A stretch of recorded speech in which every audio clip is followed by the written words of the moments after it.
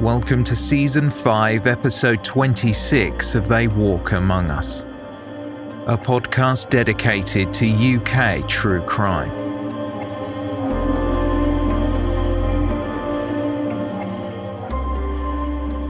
This episode contains distressing themes and descriptions of sexual violence and abuse. This podcast is intended for a mature audience. Listener caution is advised.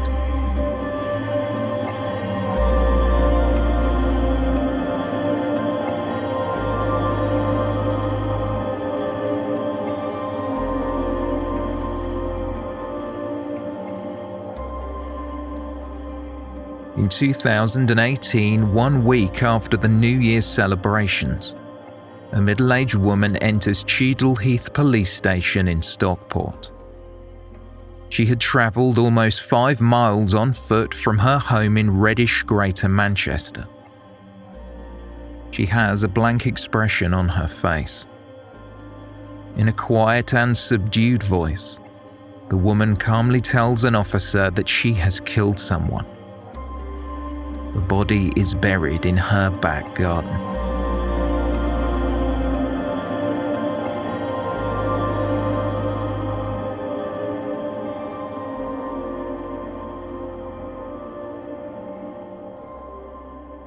Following the stark admission at Stockport Police Station, inquiries begin, and officers are dispatched to verify what they were told. The front of the 2-storey semi-detached property on Matlock Road in Reddish, Greater Manchester looks unremarkable. Like all the other homes on the quiet suburban street, the brick building with a brown front door does not stand out.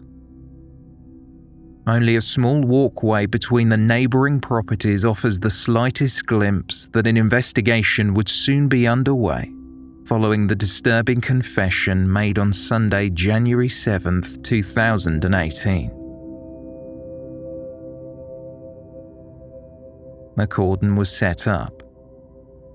The officers standing guard asked curious members of the public to move on. Neighbours at first thought there might have been a burglary. Still, when a heavy police presence descended on the close, residents knew something far more sinister had occurred. For several days, numerous emergency vehicles lined the neighbourhood's narrow road, and reams of police tape all but stopped the flow of residential traffic.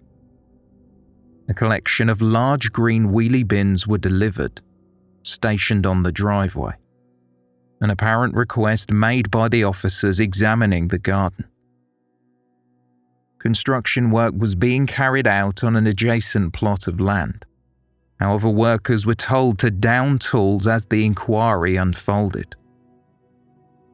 White and yellow tents were erected close to a tree as a team of officers covered head to toe in white forensic overalls continued to carefully examine the soil. The lawn was enclosed by fences on 3 sides. It would have only been the eyes and ears of neighbours either next door or opposite who could have seen and heard what was going on. The home was searched top to bottom. The living area was sparse. Exposed electrical cables hung from the walls, painted in pale green and bright yellow. A small dog bed was positioned in one corner of the room below a lampshade fixed precariously by a thread to the wall. A modern flat-screen television looked out of place amongst the more dated furnishings and carpet.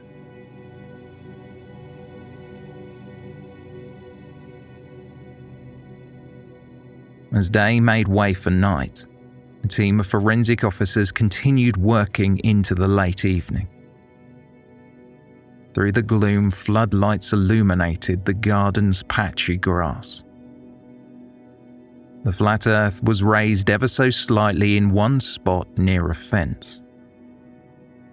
Only weeds and nettles had managed to take root, covered by the dead leaves of a nearby tree. Once the vegetation was cleared, a circle of bricks a few meters in diameter protruded from the mud. A handful of stones appeared to have been discarded carelessly when the hole was covered up. Experts carefully began to remove the earth, section by section. Their trowels struck something that was not dirt. They found evidence of human remains.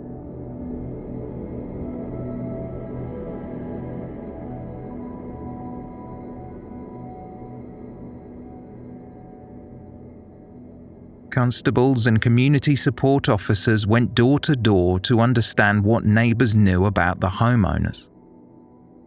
They wanted to paint a picture of what life had been like at the house over the last few decades. In the early morning of Wednesday, January 10th, 2018, parents waved off their children in the dim light of the morning as the youngsters journeyed to the bus stop on their way to school.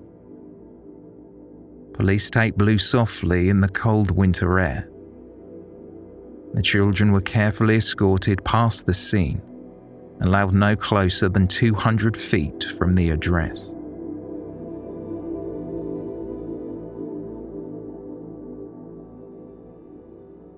A media statement from the Greater Manchester Police indicated that the body found in the garden of a property on Matlock Road was that of an adult male. Detective Inspector Dan Clegg spoke about the exhumation. Following a search of the garden, officers discovered remains which were later confirmed to be human by a forensic pathologist. The investigation is still in its early stages, and many questions still need answers. We will continue our work at the scene and hope in the coming days we can piece together the exact circumstances surrounding the man's death.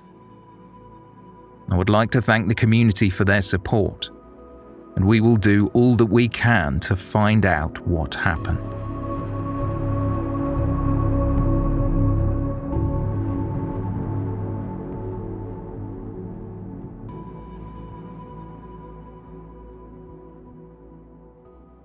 Few people who lived on Matlock Road knew much about the family who had occupied the home.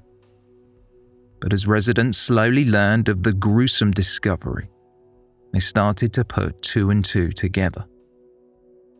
A woman had lived at the property on her own for many years. She was identified as Barbara Coombs.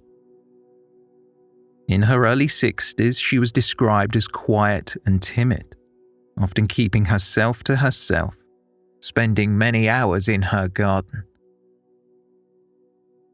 A local who ran a shop nearby said, "She comes in every day with a little puppy which she seemed to take great care of. I only knew her face, not her name.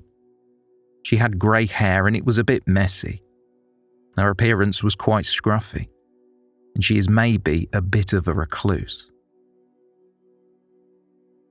Barbara was often seen washing her clothes in a laundrette nearby. Her physical health appeared to be declining. She barely spoke and looked increasingly tired. Barbara Coombs' bedroom overlooked the location where the body was found. Neighbours knew that her mother Mary had died over 40 years earlier, and her father Kenneth had not been seen for more than 10 years. Everyone assumed he had moved elsewhere. A paper questionnaire was handed to neighbours asking what they remembered about Barbara's father. One resident who spoke with the Manchester Evening News told reporter Paul Britton about the experience of being questioned by the police. They asked us if we had heard of Kenneth Coombs. I asked if he lived at the address involved and they said yes. We do not know him. It was all done on paper and the police asked me to sign it. There was nothing about the woman. It was all about the man. There were questions about, did you know who lived there? Did I know Kenneth Coombs? And how long have we lived here? I've seen the woman walking her dog, and I think I saw her last Sunday, but I don't know who she is. One neighbour speaking about Barbara said, "She was very reserved with me. She is dressed very poorly and has grey, straggly hair. I only ever saw her when she was walking her small dog or returning home with the shopping." Another resident added, "She never gave any impression that she had a dark past, and I can't believe she would be capable of something like this."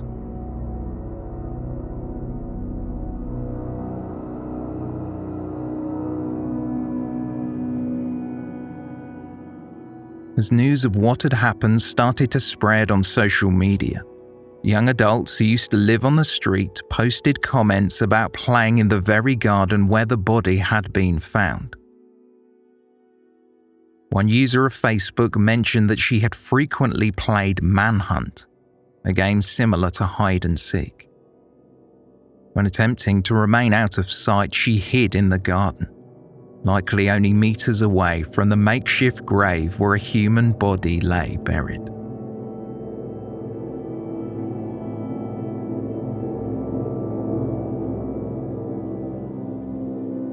After her admission at the police station and the subsequent discovery of a body in her garden, Barbara Coombs appeared in the dock before Manchester and Salford Magistrates Court.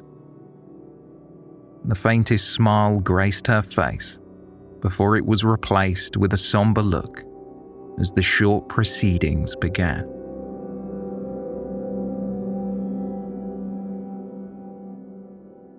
When most criminal cases begin, a magistrate's court usually handles what is known as summary offences. These relate to minor theft or drug offences, but more often they encompass motoring offences, minor criminal damage and common assault which does not cause significant injury. The magistrates will also consider whether the defendant should be granted bail. However, due to the seriousness of the charges Barbara Coombs was facing, the case would be referred to the Crown Court. Serious crimes that are referred cover offences that include robbery, rape, manslaughter and murder, otherwise known as indictable offences.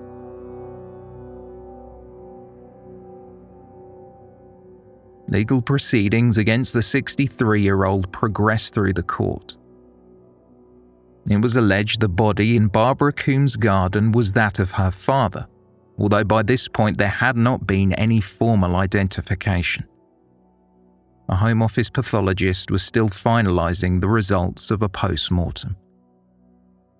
Barbara had allegedly killed her father at the start of 2006, almost 12 years to the day before she made the admission. Further charges included preventing a lawful and decent burial, fraud, and obtaining a pecuniary advantage by deception. Since her father's death, Barbara Coombs had claimed she was his carer, sending correspondence and obtaining funds in his name, including his pension. She did not enter a plea for the 4 charges, only confirming her details to the court. A pair of dark-rimmed glasses covered her eyes with handcuffs binding her wrists.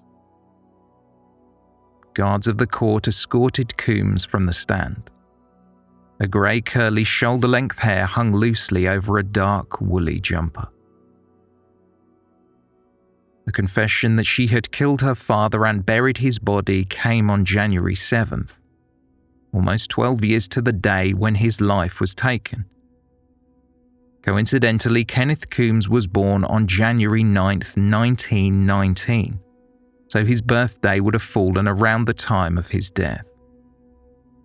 Any connection to this date was still being investigated. In a preliminary hearing a day later, Barbara Coombs appeared at Manchester Crown Court. A plea in case preparation hearing was due at the start of April, and a trial scheduled 3 months later. Coombs was told by Recorder of Manchester Judge David Stockdale QC that she would remain in custody.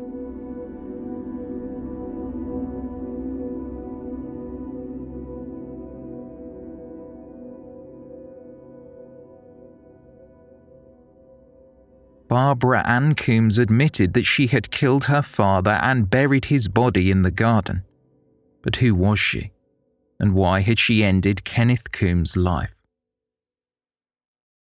A reporter for the Mail Online had managed to track down Barbara's former husband, who explained that although he had not seen his ex-wife for several years, he believed that she had cancer, although this was something that had yet to be substantiated.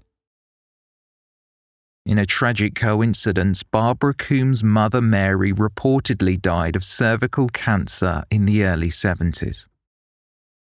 Before her death, she had separated from her husband, taking her other children with her. Born in July 1954, after Barbara Coombs left school, she found work in a factory. She was married and had a child. However, Barbara was divorced 20 years later, soon after the turn of the millennium. In the wake of the separation with her daughter, she then moved back to her former home with her father in Reddish. Coombs' ex-husband Bill was not exactly flattering when describing his former father-in-law. He said, "Ken was a domineering man, a real control freak. He liked to humiliate people and make them feel small, and that included Barbara and my daughter Isla. Barbara moved back in with Ken and took Isla with her when we split up. Isla was about 6 at the time. Ken was not very nice about it. He told Barbara that I had to stop coming round to visit Isla, or he would throw them both out." Several friends of Barbara's daughter, who were now in their late 20s, recalled their childhood experiences to a reporter for the Sun newspaper. They remembered playing in the garden, but all said they were never allowed in the house.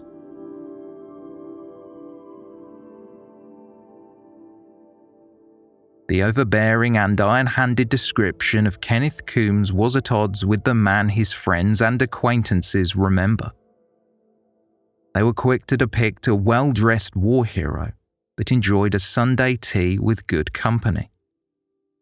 He had served as an army mechanic, stationed in Europe, the Middle East and North Africa. When Kenneth Coombs left the military, his discharge papers described a man that was indispensable and, quote, first class. He had been presented with service medals for his time in the armed forces, including an award for exemplary conduct, the Africa Star 8th Army Clasp, and the France and Germany Star. If Kenneth was alive in 2018, he would have almost been 100 years old. Instead, his body, which had been buried in a makeshift grave for over a decade, was being examined on a pathologist's table. It was reported that before his disappearance, the former bombardier from the Royal Regiment of Artillery had discussed writing a memoir about his time in the military. A former neighbour of Kenneth's, Terry Sever, had last seen him around 30 years earlier. Sever spoke with a correspondent for the Manchester Evening News and described his interaction with Barbara, Kenneth's daughter. "She used to say how strict her father was," Sever remarked. "If he wanted to watch something on television, her and her daughter used to have to go out of the room. He was very strict. To my knowledge, this man Kenneth just disappeared. I was not that friendly to ask where he went. I just did not see him anymore. From 1995, I was home virtually all day, and I do not remember him passing my front window, and I'm sure he would have done. It just all seems so unreal, like something from the television. I wish I could remember more, but I do recall the woman's father being strict.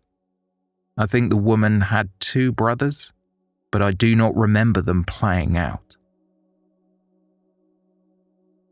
Rita Spillman, an elderly neighbour to Barbara Coombs, was interviewed by a reporter for the Daily Mail Describing Coombs, Rita Spillman said, "She's a quiet sort of person, really. I used to say hello to her, but that was about it. She didn't mix with people very much. I'm sure she told people her dad had died." Two such individuals were Lillian Cosgrove and her son Roy. Roy, in his early 70s, had nothing but fond memories of Kenneth Coombs, whom he regarded as an uncle. They had remained in touch throughout most of Roy's life. Kenneth's relationship with Roy's mother Lillian was like a brother and sister. "My mother and Kenneth stayed as friends, and he'd come round to her house and also come round to ours," Roy said. "He was always a nice man from what I knew. One example of his generosity was when I was 16 and I got my first moped. He said, 'Here's a $5 towards the petrol.'" Detailing the days leading up to Kenneth Coombs' death and how they heard the news, Roy Cosgrove's wife Pamela told a reporter for the Mail Online that Kenneth had been around their home for dinner, along with her mother-in-law. Soon after, they were told Kenneth had tripped in an accident, and then he was dead. "We'd heard he'd had a fall and hurt his leg," Pamela Cosgrove said.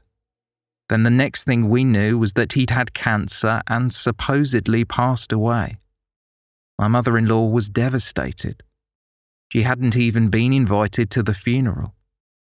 Barbara said it was over and done with. Everything passed in a haze. The funny thing was, when my husband took him home, Ken wouldn't let him drop him off outside his house.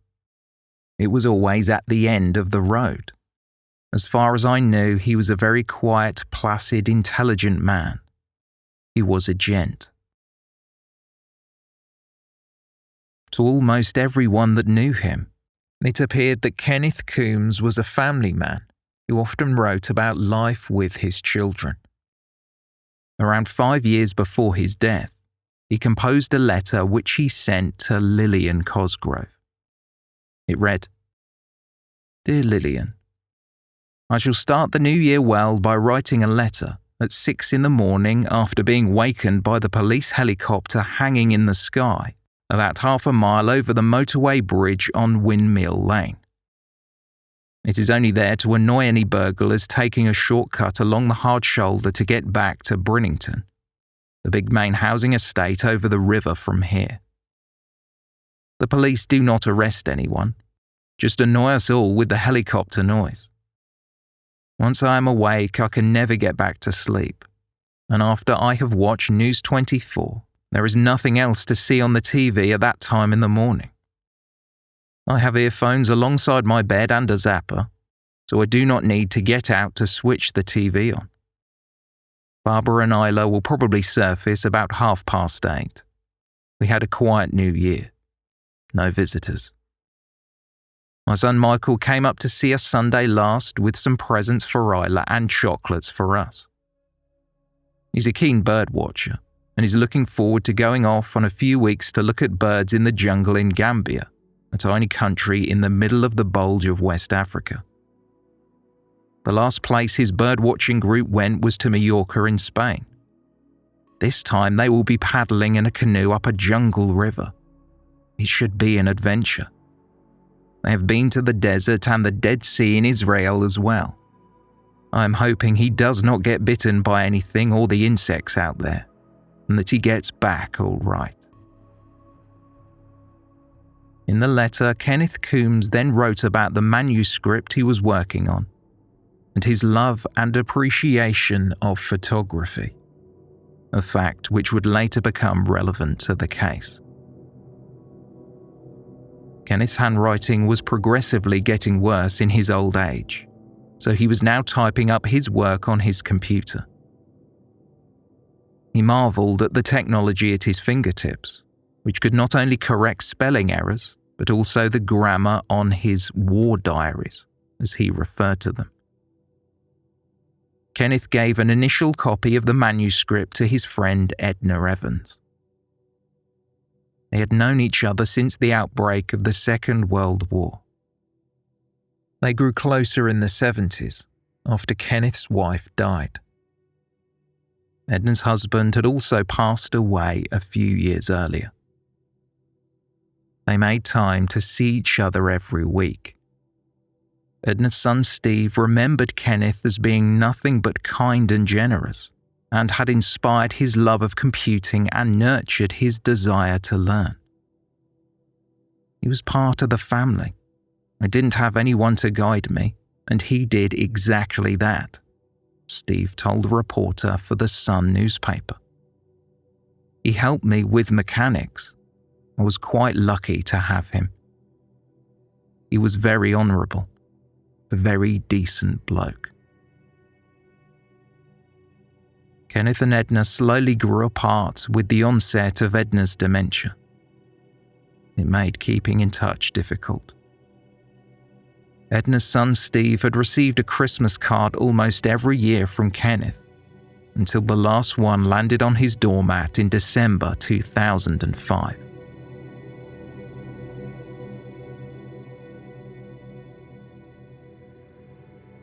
Michael, Kenneth Coombs' son, was approached for comment about his father's death and his sister's arrest, but he said he wanted nothing to do with the case.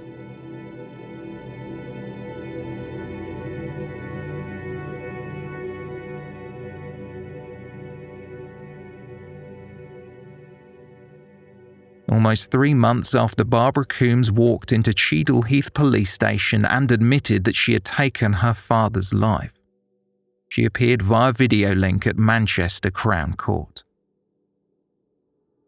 During the hearing, which lasted no more than half an hour, Coombs brushed her hair from her eyes and occasionally removed her glasses, wiping away the tears.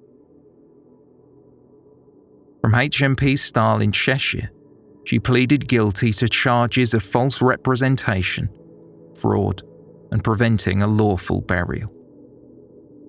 But when Coombs was asked how she would plead for a charge of murder, she entered a plea of not guilty. A 2-week trial was set to begin in summer 2018.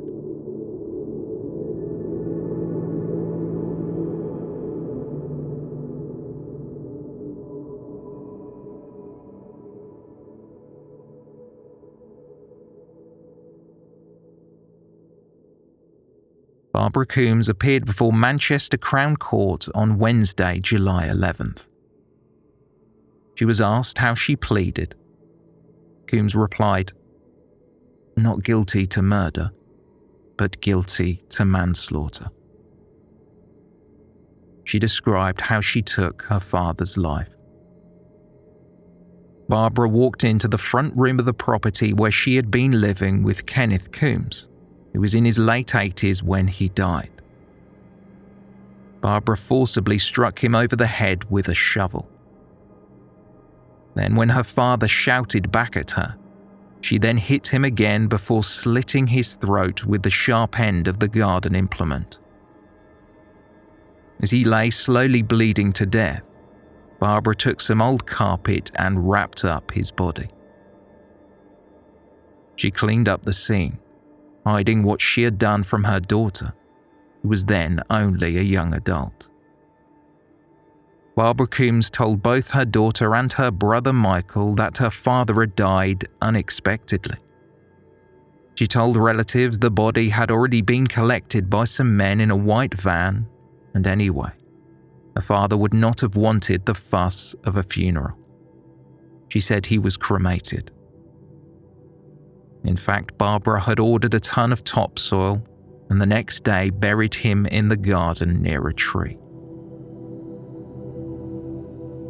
Barbara's brother received the news of his father's death on a piece of paper posted through his letterbox.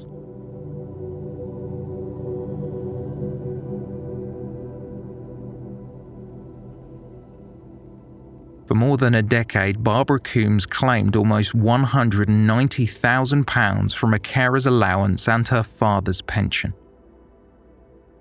There were no reports made to authorities that Kenneth was missing, as anyone who had known him assumed he had moved elsewhere, or they were told he died. Barbara's wider family asked for a death certificate. This request was rebuffed. Barbara slowly began to dispose of his things. At one stage, her family delicately asked if something untoward had happened. Barbara feigned shock and horror at being asked such a question. Pretending to be his wife, she had managed to convince her father's dentist and doctor he did not need treatment. She explained that as his son was an army medic, they would be dealing with his medical needs. But a day after, Barbara walked into the police station in Stockport and said, "I murdered my father 12 years ago." A representative for the Housing Association was due to visit the home. They had been growing increasingly skeptical, believing Kenneth Coombs was not at the property. They were insistent on a face-to-face visit despite Barbara's repeated excuses. Since autumn of the previous year, every time the officer had turned up for a welfare visit, they were told Kenneth was not there. They were asked to leave. A long line of apologies were made, including how Kenneth was away attending a retreat for Buddhist monks.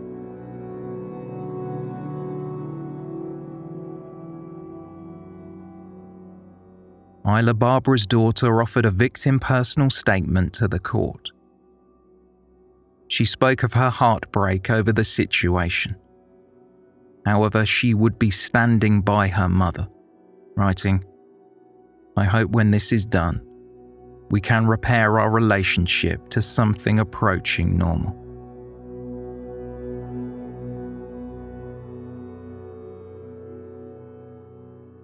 The SIO on the case was interviewed outside the court following sentencing.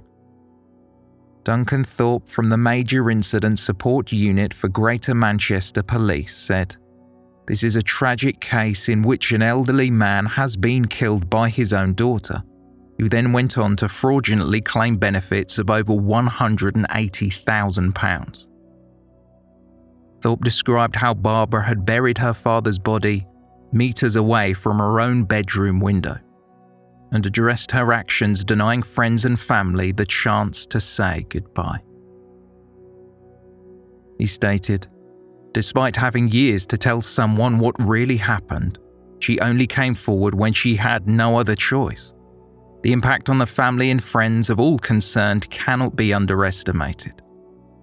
As these tragic events have come to an end, I hope that the family can now move forward with their lives."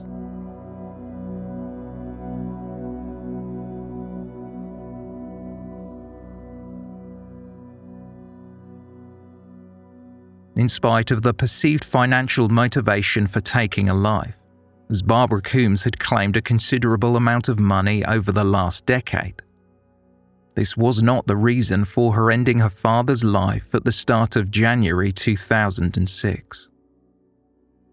She had pleaded guilty to a charge of manslaughter by reason of diminished responsibility, and this plea would be accepted by the prosecution. Subsequent to her arrest, Barbara was interviewed several times about what had happened.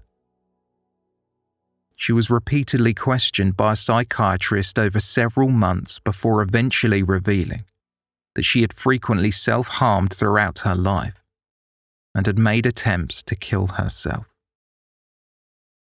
Since the age of 5, Barbara had been the victim of continued sexual assault and rape at the hands of her father. The abuse did not even stop when she became an adult. Barbara explained that her father would still often grope her breasts well into her 50s. She spoke of the violence she witnessed towards her mother before Mary died and said how she could do nothing to stop it.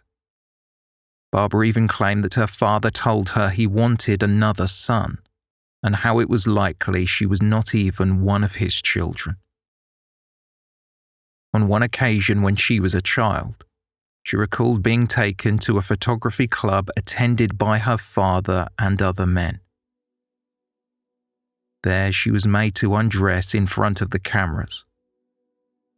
The men took photographs of the lower part of her body. Barbara became a recluse. She rarely, if ever, left Reddish, the area where she grew up. She had no friends. On the day she took her father's life, Barbara had been doing some gardening. While tidying up, she discovered a box of her father's old photographs. Among his possessions were pictures of Barbara as a baby. She was naked.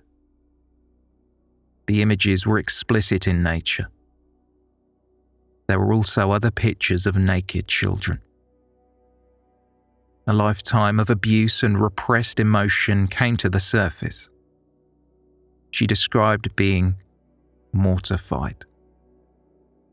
Barbara said, "In a haze of disgust and disbelief, I picked up a shovel I had been gardening with and walked into the living room where my father was standing." She described a black cloud washing over her as she snapped. "I was confused and not thinking clearly," she said. Barbara struck her father over the head. She claimed that when he felt the first blow, he turned around shouting, appearing like he was going to kill her, or at least inflict life-threatening injuries. That was when she stabbed him in the throat with the makeshift weapon. In a state of panic, she buried his body in the garden.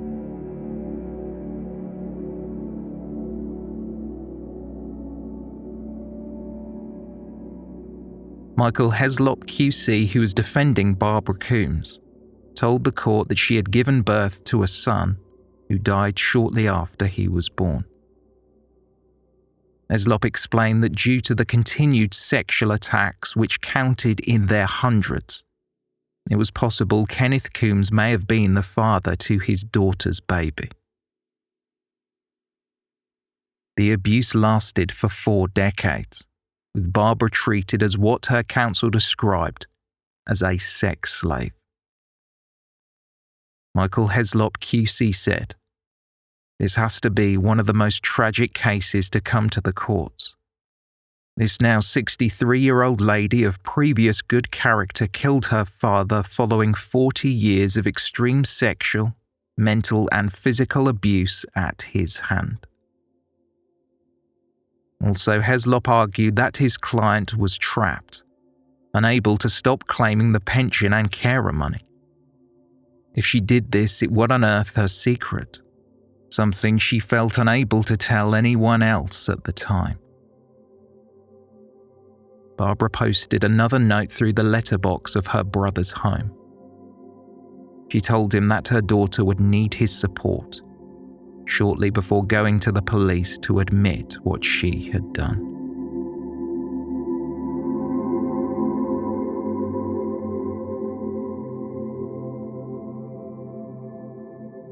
The Crown Prosecution Service and the Greater Manchester Police accepted Barbara Coombs' plea on the lesser charge of manslaughter by reason of diminished responsibility.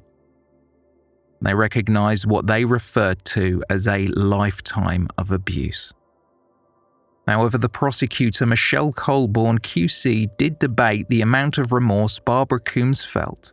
She did not immediately report the abuse she had suffered, and Barbara seemed detached and unemotional when first explaining to an officer that she had taken her father's life.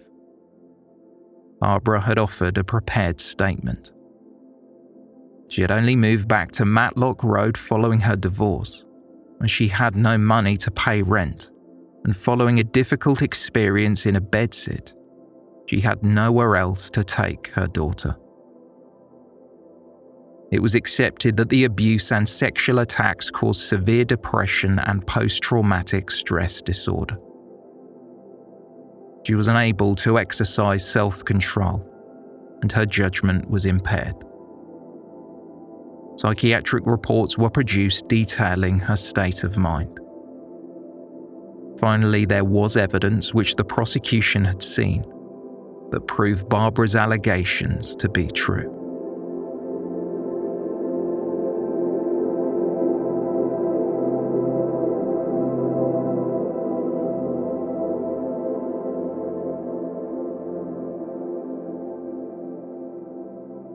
So where are we now? The judge, Timothy King, was of the opinion that with the, quote, net closing in around her, Barbara Coombs admitted to her actions, but she would not have done so otherwise. He also did not believe that she acted in self-defense when she stabbed her father, and he thought her actions of hiding the body to be considered and elaborate. It was felt she had gone out of her way to hide what she had done, and the judge even said that Barbara had watched her father bleed to death. For her crimes, Barbara Coombs was sentenced to 9 years in prison. Addressing the sentence passed, Judge Timothy King told Barbara, "I accept the effect of the abuse over the years on you has been devastating. The history of abuse may explain but not justify the taking of life. Some may think that wholly inadequate. Others might say it's far too much given the history of abuse. I have no doubt in the round. It is an appropriate sentence."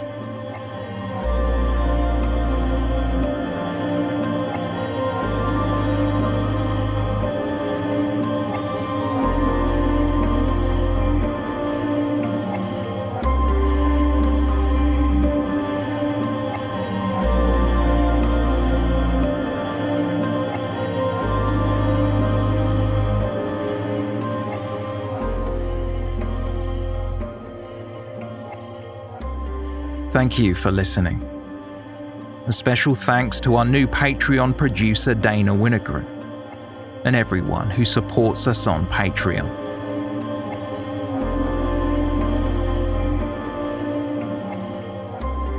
For more information on this episode, please see the show notes or visit our website, theywalkamonguspodcast.com.